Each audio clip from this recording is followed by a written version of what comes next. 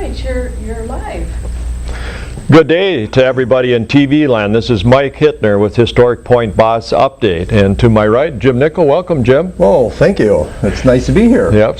And we're going to talk a little bit about what's happened lately at Historic Point Boss and what's coming up in the near future and a few other things that probably come up in between. Right. It's nice having you back. Yes. You know, I was gone during July, and I think Larry Knutson and Jim were sitting in these chairs. I was over there, Larry was over here, so a little different. And I heard Larry's already a Facebook phenomenon. Right, he's got a lot of followers now. All 7, I mean, or whatever it was. Yeah, he had 7, I think, the last time he looked. Yeah, so well, we're going to talk a little bit about what happened on July 28th, which was a Saturday, and that was our Whodunit. And that's written every year, the last 7 years anyway, by Luke J. Conkle. He's a former resident of the area, graduated, went to college, and now he lives in the Denmark, Green Bay, Wisconsin area. And he wrote up one called Independence Day. It was based on a firing of a cannon, kind of a ceremonial noise-making cannon, and of course they switched the projectile of the cannon, though there wasn't anything to project in it, because it's fired without ball into the woods because of the high fire danger, and then somebody was found in the woods dead. So there was a question, was that person shot by the cannonball, was it staged or whatever? But it was kind of a fun one. Jim, you had a little different perspective because you've worked as a character a couple times, and this time we had some beverages for sale, and you were handling that end of it. And of course, I always like the commentary you get from the people, because myself as a character, sometimes you don't get the same commentary or the people talking amongst themselves that you hear sitting over there by the picnic table in the shelter area. So yeah, and they kind of thought I was one of the portrayers, you know, and everything, and I had to keep telling them, no, I just came down from Stevens Landing where I picked up my root beer and my vanilla cream and some water, was coming down on the stagecoach, saw all the people, and figured, this is a great place to try and sell all my stuff, you know. So you played into it pretty good. Yeah, so I told him, I know nothing, you know. I just see a lot of people and a chance to make some money.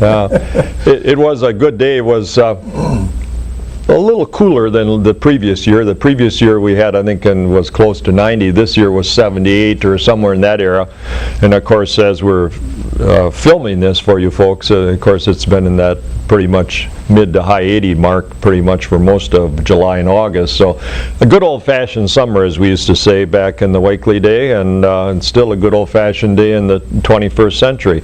But the Whodunit went very well. We had people helping us from community theater, Wittenberg 4-H group. Of course, many of our people were involved in it. It's always kind of a mix because this is end of July, and some of our members are involved in other organizations, and they're going to the different events that their organizations put on. Some of our people were gone.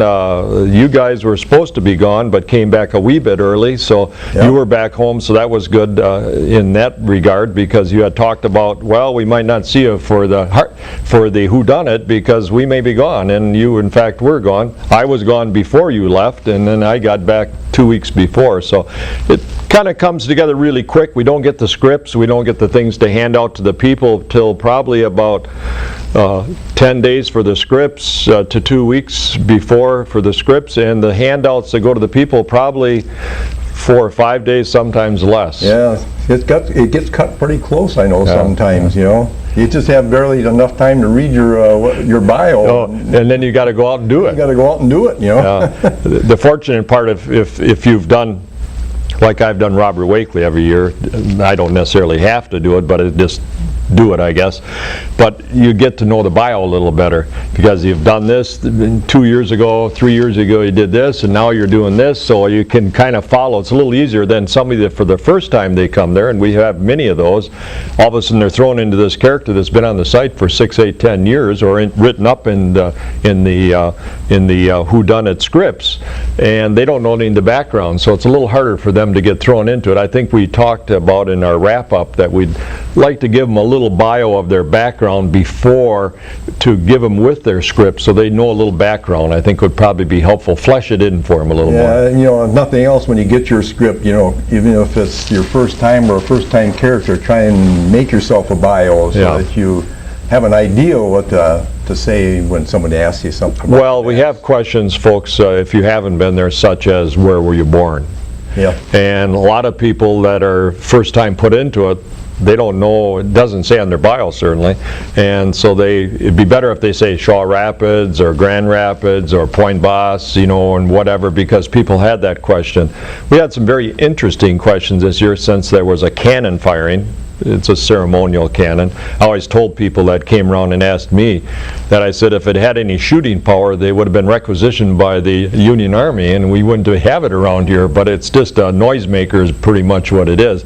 They were asking what kind of cannon is, you know, what does it, you know, use this, what model or what type of thing, what was the projecture, I mean, what kind of angle did they have it on? All these questions, it was like I was flying by the seat of my pants because I don't know much about cannons, but there were some Civil War people there that were into that stuff. Yeah, because I think they asked about, you know, what size was the cannonball. And that we never knew, you know. Yeah. We just knew that there was a cannonball by the body, you know. And I think in our preliminary, when we talked with Luke, we had a little gathering about an hour beforehand, we kind of decided on a 4-inch ball that it would be that size, so because people are going to ask what size cannonball was found in the woods or something, we kind of agreed on a 4-inch. And of course, as it turns out from the whole scene and everything and the whole written context of it, the cannonball and the body were actually not planted, but it wasn't connected with the shooting of the cannon. Right. It was Andrew Crystal, the sawyer, so if you have a great interest in who did it, it was Andrew Crystal, the sawyer. And 7 people got it completely right, and 7 had him with somebody else, because we don't know, some years it's multiple characters that are involved. Last year was a multiple character, wasn't it? Yes, I think so. So it was a great whodunit. I'd say somewhere in the 120 people there, lots of families, strollers, and a lot of kids and grandparents, and I had for the first time, and it's never been asked of me before, a young gal, I'd say 15, 14, somewhere in that era, asked me to step out because I sit with Mary, my wife Mary Wakely, in the house, and then our daughter Annie Wakely was in the parlor. We were in the kitchen, you know, dining room area, and some gal asked me, a young gal asked me to step out. Not once, but twice. And she wanted to question Mary separately of me because maybe she wanted to see if there was any, you know, story wasn't jiving or was there overlap or where was it going. But I never had anybody ever ask me that. It was kind of interesting. Of course, I stepped out. It's not a big problem. I mean, for those people to question if they want to question just one, because we're one of the few places where there's more than one person in a spot. Everybody else is just one person in the area. Single sitting there. And I think it's a little hard to do in the house. I guess we could put Annie outside, but if everybody could go up the stairs, we could put like Mary upstairs or myself upstairs. But I think logistically there are some older folks and everything. It may be just a little bit of a project for some people climbing those stairs. And right, because even, you know, when we have our normal house tours, you know, some of the older people probably just don't go up there. Yeah, you know, yeah, they just. So then they'd miss out on an interview. Yeah, you know, so. and it might be crucial maybe for some of the clues that are given. But anyway, a great day, July 28th. Our whodunit was just passed, and we thank Luke Conkle for writing it up, and he's promised me next year he's working on an idea ready. He's kind of got a theme going now. He's kind of playing a theme. He had this Independence Day in the back of his head for a couple years and wanted to do something with the 4th of July celebration. So we're going forward from there, and Luke is going to write one, and we'll be back again. I think we picked the day. I think it's something like the 29th or 27th, right about the same time of year. At the same time, I think it might be the 29th. Yeah, we just picked out the days the other day for the calendar so we can let people know that have to know that stuff in advance, what the calendar is going to be for next year. And we got our website, it's already got the pictures on there, along with who the killer is and his vote count. Yeah, so. And it was nice, one of our board members, Ron Harris, went around, took pictures because a number of our people, Jim included, and Diane, Nickel were busy doing either characters or vending from Shaw Rapids or whatever, and so they weren't available, and so Ron came out and took some nice pictures, and so Ron's always very good with his pictures and very willing to share them. So, and of course, when we talk about sharing them, is we're sharing them with you folks, because it's nice for you that if you don't always make it out, you get to see some of the pictures of the characters and the people milling about and that sort of thing. So very interesting. Our next event, Harvest Fair, one that's been done probably about, I'd say 20-25 years now, is on Saturday, September 15th from 10 to 4. It's $2 for adults, $1 for students. It's a great time for you to come out and enjoy the day. There's lots of activities going on. All the buildings will be open, and there's many things you can do. We do special that day. We have the Giese family, Jim Giese and his family come out, and they do shredding of the cabbage and pounding it down. They're in the process of making sauerkraut. So if you're interested in that process, and if you'd like to even help out, they're more than willing to have somebody lend a hand. I know I went and I pounded one day, and it doesn't look like too much. It's a big wooden thing with a handle on it and like a dowel, and you're pounding this cabbage. That's quite a bit of work. Yeah, it is. It's an interesting process just to watch them what they go through. Yeah, and you have to pound it until liquid comes out of that. Yeah, they got a little salt in there. Salt, I think, use a little flour and maybe a tad of sugar. But they pound it, and then when the moisture comes out of the cabbage, then you can put the next batch in, and you pound it till the moisture comes up on top. So it's quite a process. They make, I'd say, right around 20-25 equivalent of 5-gallon pails of it. So that's a lot of cabbage that they cut up. They also bring last year's crop, and they sample it out. People can come and taste what their sauerkraut, that's now sauerkraut, taste is like this year, and was what they did in 2017. So it's a great time, and we thank the Giese family for their many years of doing this. I talked to Jim on the phone. He says, I think I have one more year in me, he said. So I don't know if it'll continue in the future. Hopefully it will. If not, certainly Historic Point Boss will do it, a small portion of it, just to show the process, because we're showing all the ways that the people in the Wakely's day and the era harvested food to save it. And sauerkraut was one of those you could save because it was a fermented product. You could save it in refrigeration and cooling, that sort of thing. You could save it, and me being of German descent and everything, I don't know who doesn't like sauerkraut actually, and it's a good condiment. Sometimes I eat it just by itself because I like it so much. So, are you a kraut eater? No, I like the sauerkraut when it's raw. Okay. Okay. So I like it as coleslaw. Oh, you like coleslaw. You like the early version. I like the early version, kind of raw, raw sauerkraut. Yeah.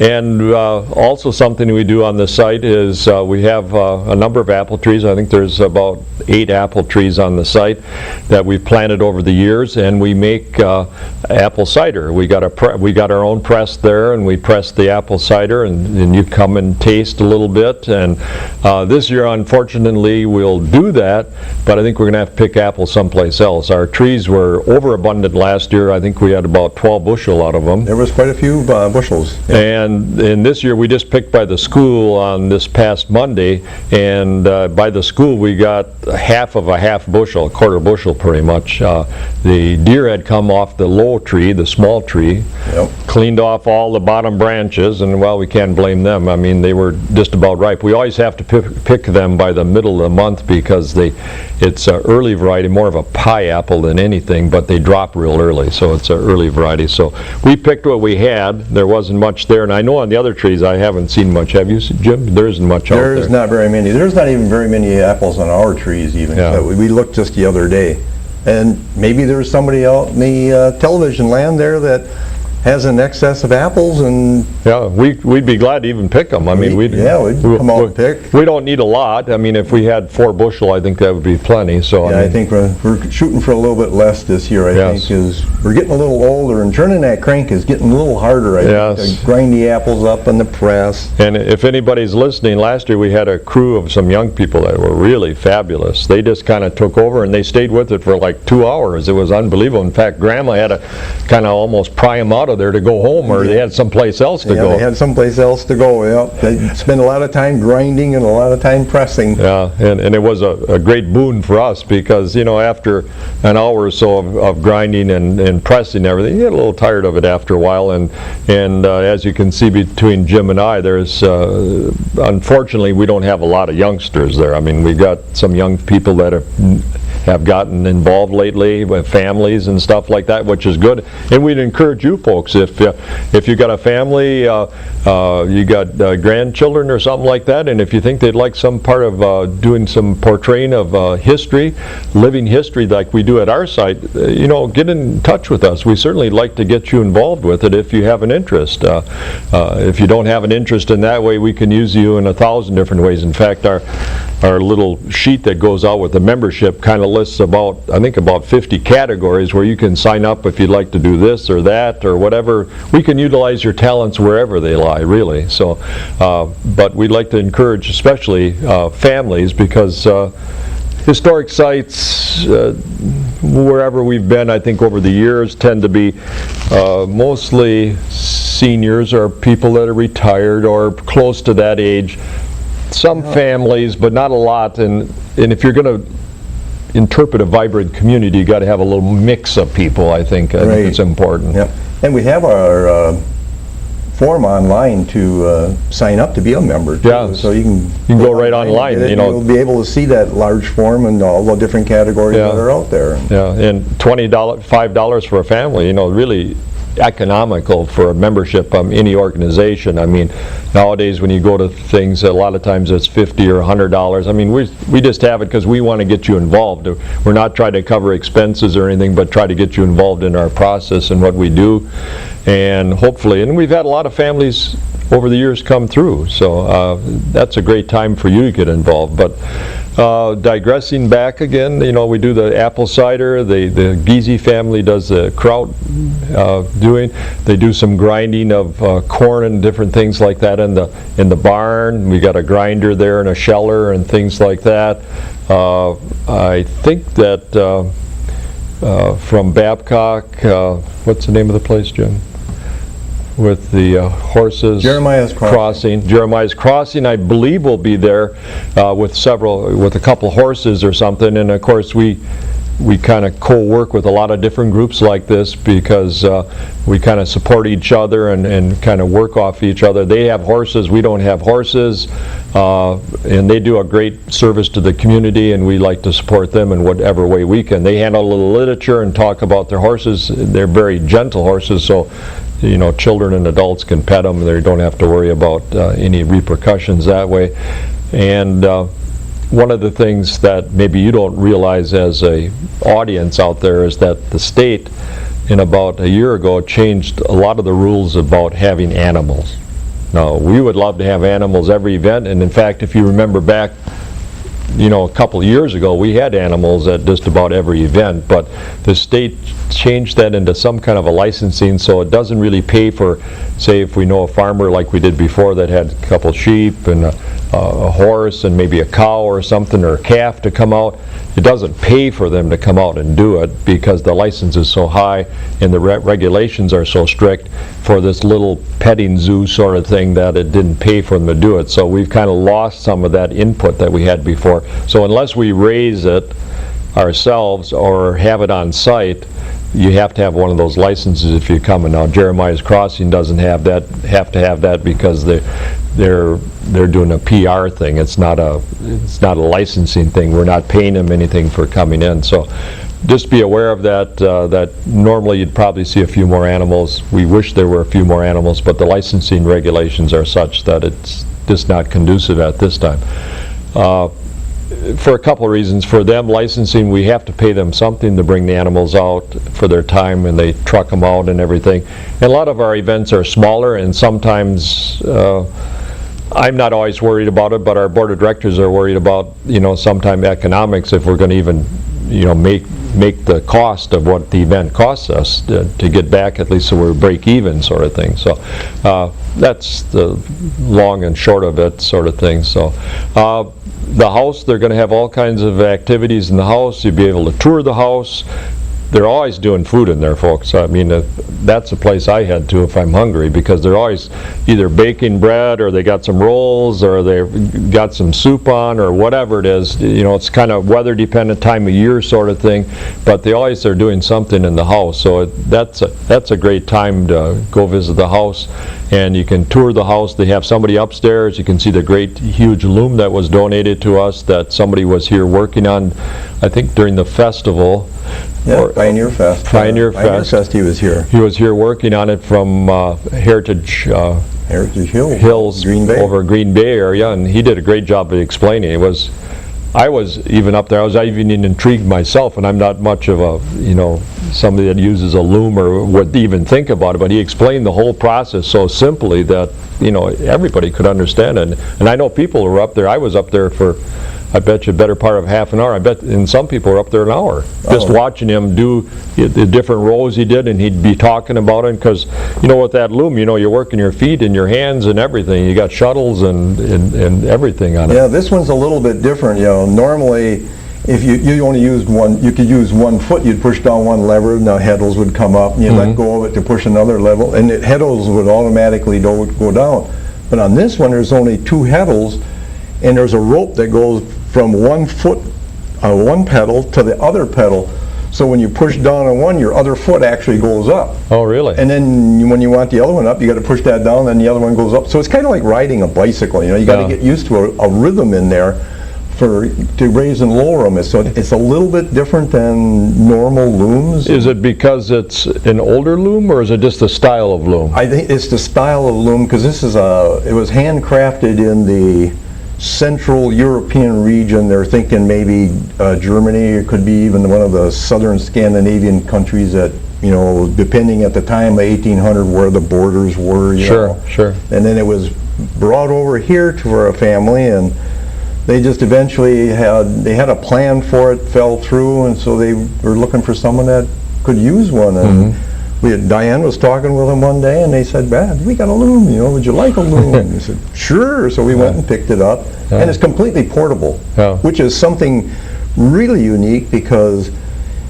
you don't, if you tear down a regular loom, you have to rewarp it all the time. Yeah, this one you don't have to. This one you don't have to. You take it apart in pieces, and when you're just about to have it together, you take a rope and tie it around the front and the back, and then when you get to where you're going, you set it back up, untie the rope, stretch it back out, and it's tight, and you're ready to start weaving again. Yeah, if you folks haven't been there, but I would certainly encourage you, if you come out the site, to go upstairs and take a look at the loom.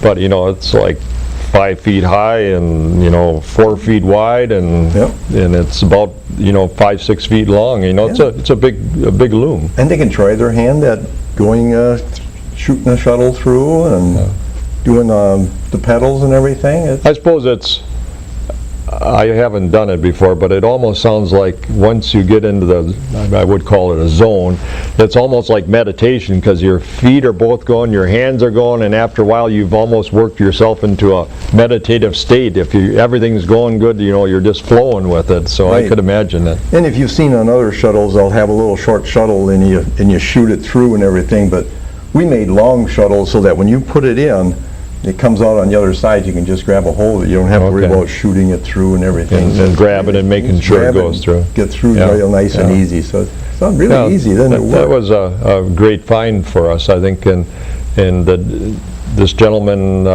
from Heritage Hill sound like he may come back too. So and probably look on our website, because sometime down the road in maybe in the near or distant future, that maybe there'll be a class in it. Maybe he'll come over and do a class, and there might be 3, 4, 5, 6 people that would like to learn a little bit on this, that he would come there at the site and learn how to do this sort of thing with a modest fee to cover his travel expenses and stuff like that. But that'd be kind of fun to and then I know the ladies in the house have kind of envisioned some of these different things, to have classes and different things we kind of take for granted, whether it's broom making or basket making or working on a loom or that sort of thing, and spinning and stuff like that. Yeah, Diane does a little weaving and everything, and it may be a thing that Historic Point Baskin put on. We'll just get a couple of the ladies together, because there's been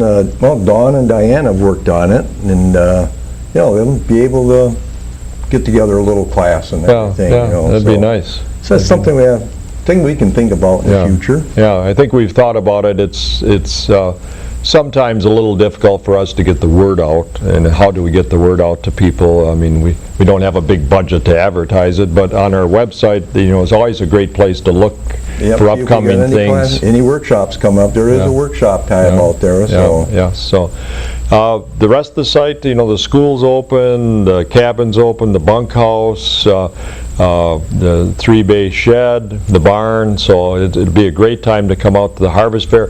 Kind of a nice day. Tom Bramer, one of our members, always used to say it was a kind of a nice time because it wasn't so busy like the festival, so you could actually talk to somebody about something for an extended period of time, where during the festival they got one after another coming in, and I think he's talking from his perspective at the cabin, because he was bartering with the little pieces of fur the kids had for the candy and the bracelets and everything they were giving away or trading for. That now you got a little more time, so if somebody's got a real question and they want to talk a little more in depth on something, you can do it now because we're not so busy, and we can take the time to do that, whether it's in the house or in the cabin or with you guys in the shop there, the woodworking shop. You guys are always working on something. Don or you are always shaving something down and working on a project. People can come there and try their hand at it. I think during the festival even, they had a little time to get a few people in the schnitzel bunk, which is kind of like, what do you want to call it, Jim? It's a shaving horse. Shaving horse that's got like a vise on it. Yeah, your foot regulates the pressure to hold your wood, so when you're using your draw shave or a spoke shave, that doesn't some sliding out on you and everything. And I remember seeing a couple people there just trying their hand at it, even if it was just shaving a little wood to make a few shavings, but they're getting the feel of it, because you had to have your foot down to hold it and then use the draw shave. And most of us, you got to admit it, we use draw shaves, but we don't use them very often, and we probably use them more than about 99% of the public uses them.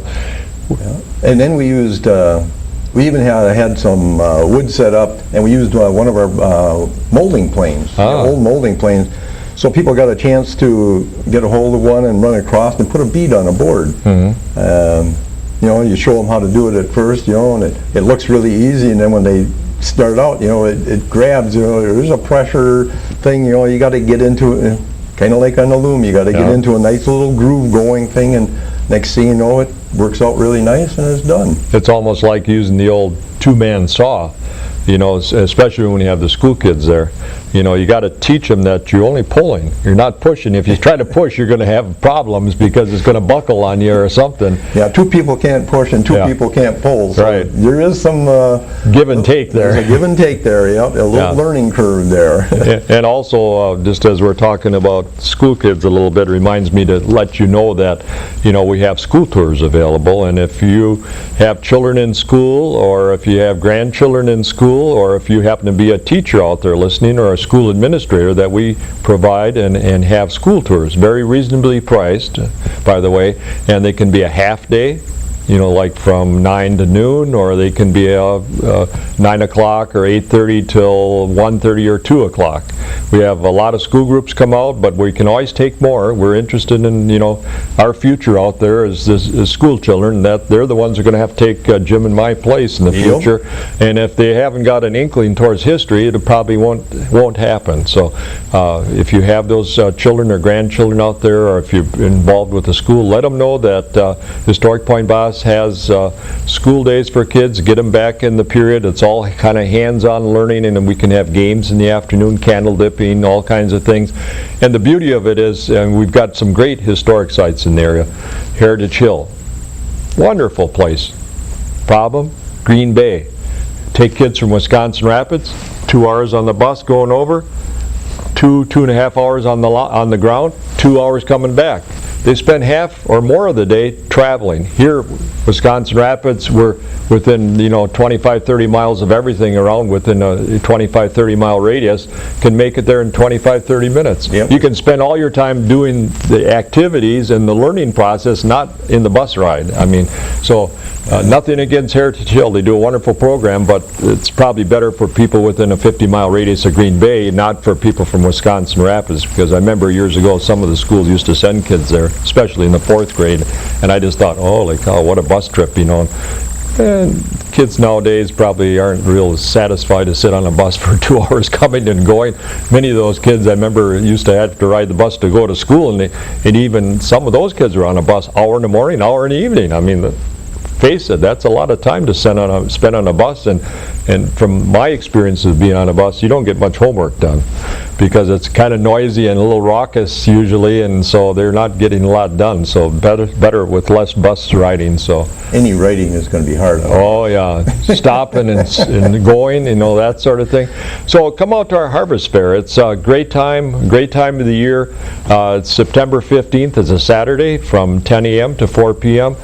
Good activities, lots of stuff to do. You're going to get lots of tastes. You can taste the apple cider, the sauerkraut, the different baking things and food things they have in the house, and ice cream. Ice cream. I believe we're going to be making ice cream. I think we got 1 or 2 batches of ice cream yet to make. So we had a little left over from the festival. We had an abundance of ice cream, and we kind of ran out of the mixes that we had thawed out or something, so we still have some ice cream to do there. So come on out, and then our next thing, our little segue into it, is our campfire workshop, cooking workshop. So this is kind of a neat thing. One of our members, Tom Bramer, kind of started, I think it's been probably 6-7 years already, is going, but it's going to be all on one day this year, folks. We've had a little problem in the past because we had it on 4 Tuesdays.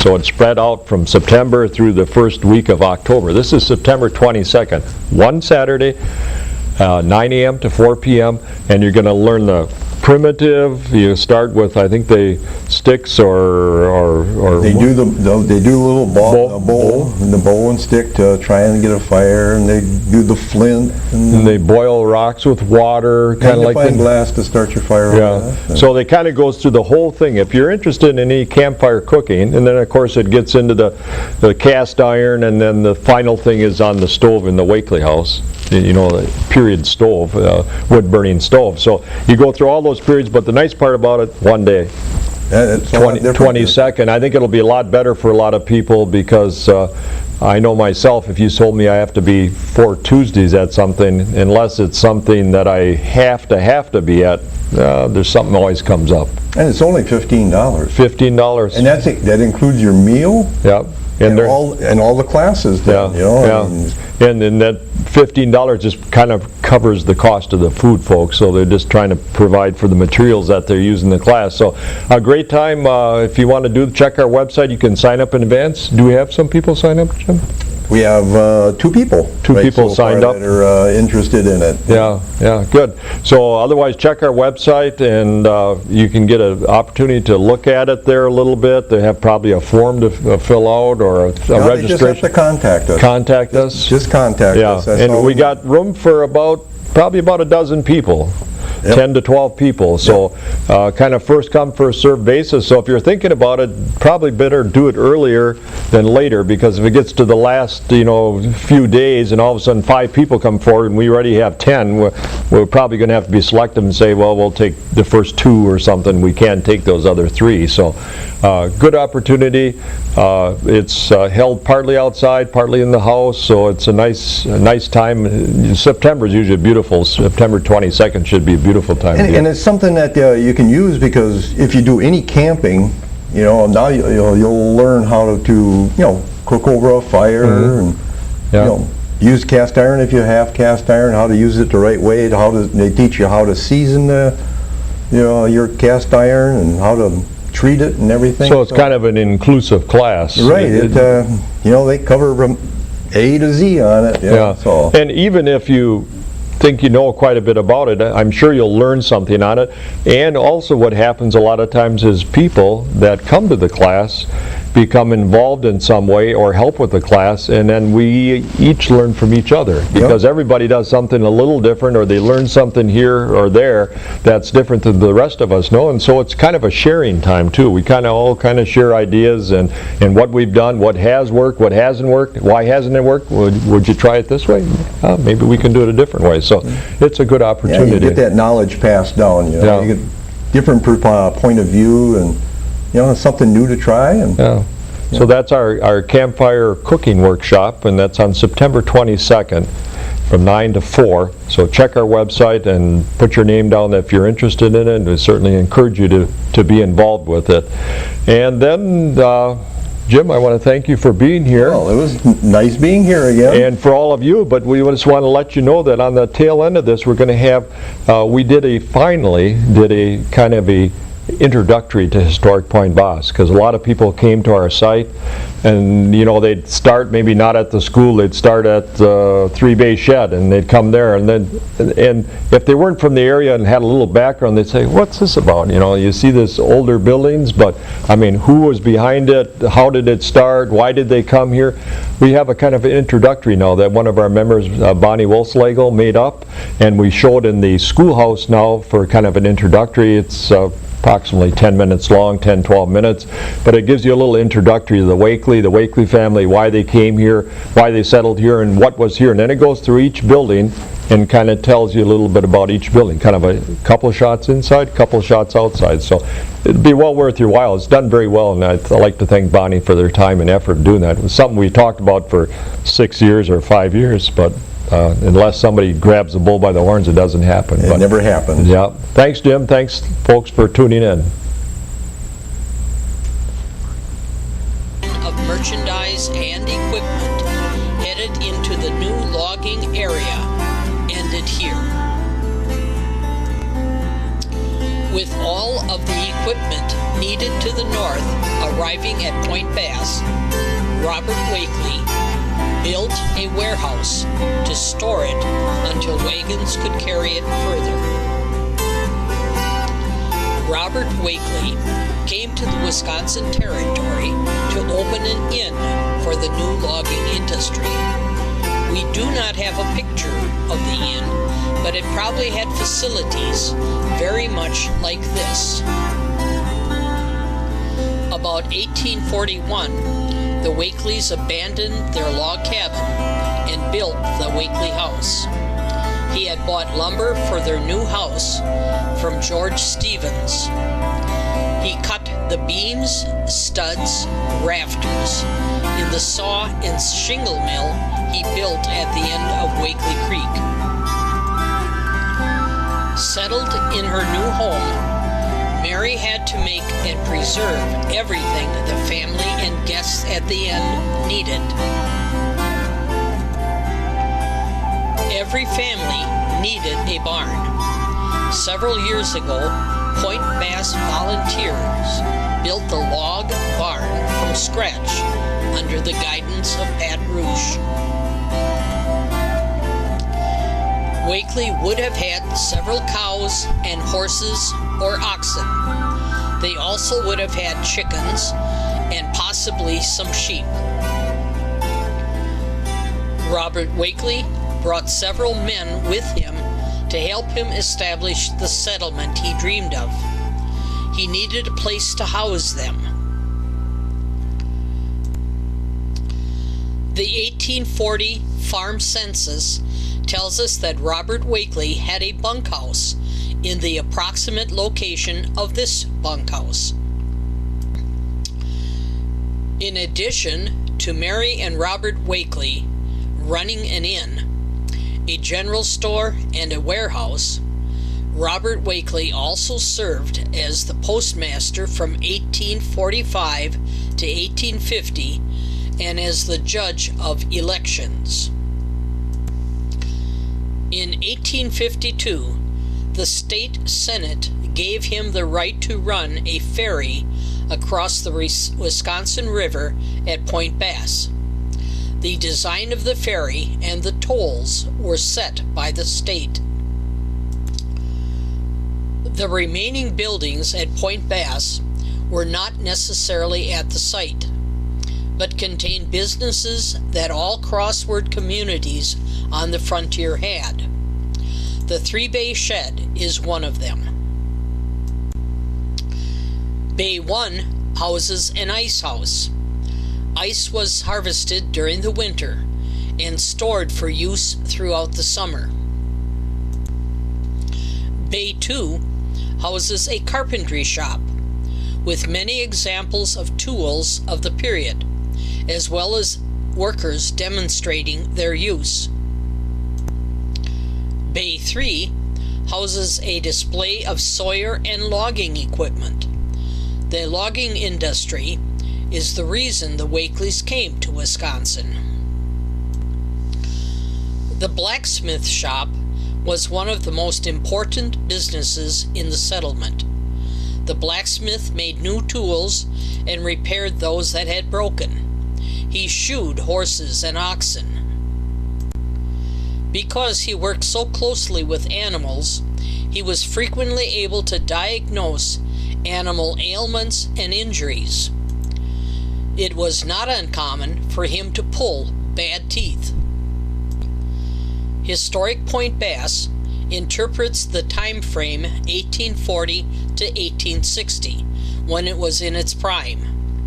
The trading cabin interprets a much earlier time, when voyagers and trappers roamed the land.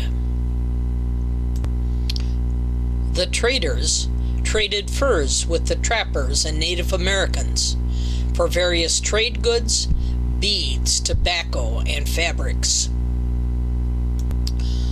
The Columbia Schoolhouse was originally located at the corner of Highway 13 and Church Avenue.